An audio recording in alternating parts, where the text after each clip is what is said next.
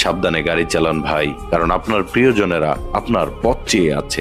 কুয়াশায় ঢাকা মহাসড়ক আজ মৃত্যুপুরী। দূরে কিছুই দেখা যায় না, কিন্তু মৃত্যুর ঝুঁকি দাঁড়িয়ে থাকে সামনে। স্টিয়ারিং হাতে শুধু তুমি নও, তোমার উপর পুরো একটি পরিবারের দায়িত্ব।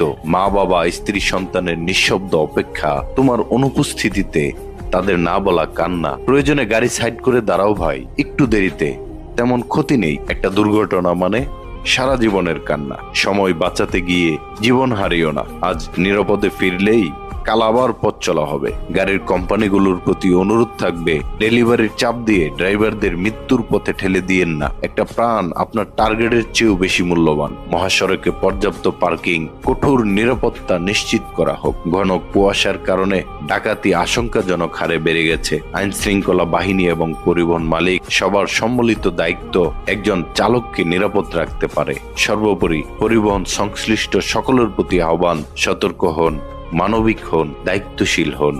একটা জীবন বাঁচলে বাঁচে একটা পরিবার, একটা পরিবার বাঁচলে বাঁচে সমাজ। সাবধানে গাড়ি চালান ভাই, কারণ আপনার প্রিয়জনেরা আপনার পথ চেয়ে আছে।